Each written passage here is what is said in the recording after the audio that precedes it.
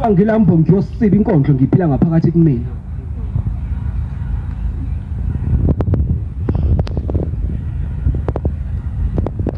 Uke washo wesifazana uMashenge wathi lezi zibazi zuwuphawu lomzimba onteke olima lamhlandlalisana kabo othandweni. Lezi zinyembeze zenhliziyo engangithi ithobile kanti ikhala ukuthi sanesikhumbuzo samhla mina ngisathandana nalo lesisoka lamanyana.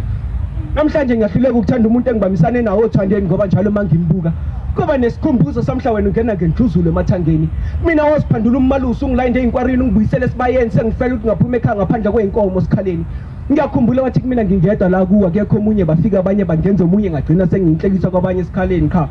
Khona mina othandweni ngilemazile kanye enhlizweni esingiphulile. Sengifana nesigulu emtholampilo esiphila ngemishini mancane amathuba ukuthi ngaphinda futhi ngithanda ngokukujulile. Bengisacela umusundo wethu uhambe uyoxolisa kulela uthuna wathi kulona sizasihlukanisa futhi utshela ukuthi izenzo zakho zagcina sesihlukanisile. Waphinde futhi wathi ngiyafisa ukubaxolela isimo ngisamkele kodwa inhliziyo yehluleka. Umxolela kanjani umuntu olisana nempumelelo yakhe egameni lomona nomhobho lo? Abafowethu bawopha amafindo okusebenza kanzima egameni lempumelelo. Kepha mina emakhoneni kubosha intupheko ngegama lami egameni lokukhonza imithi nokuziphindiselela khonzo cha. Khona ngiyafisa ukubaxolela isimo ngisamkele kodwa inhliziyo yehluleka. Umxolela kanjani umuntu okuzondisa sesinyeni ungakalibhadi ngamehlo enyama emhlabeni? Kusho ingane yabakhona kodwa ayincisha ithuba lokuthi iphefumule kanye emhlabeni. Ithi namhlanje ngidloze ngenalo isiko ngiqiqa kuphela ngesililo ngoba umuntu wakhetha ukungifonyeza eswini ngakaqhakazi ngokwenza lo esimile enkondlo cha khona. Ngiyafisa ukubaxolela isimo ngisamkele kodwa inhliziyo yehluleka.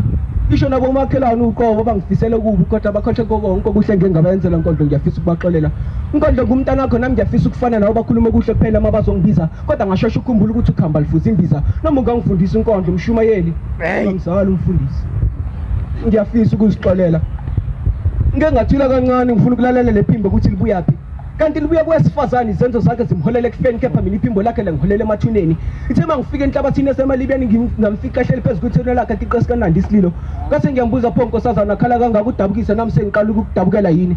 Wathi mina ozingizenzile kuthiwa zenzile akakhalela. Bazamile ukungikhuza ngayi lo mfana zangalalela bathi bangibiza ngangasabela ngoba ngangilambile othandeni uzothini. Nale inhliziyo ayiphakela. Ukuthandana naye ngangithi kuze ngilethele injabulo nentokozo empilweni yami ngimbize ngesisoka kanti ikhala uthi mina ngizilethela umhlola.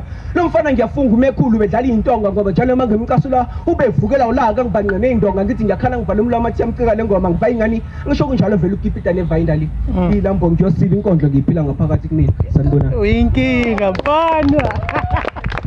Hayi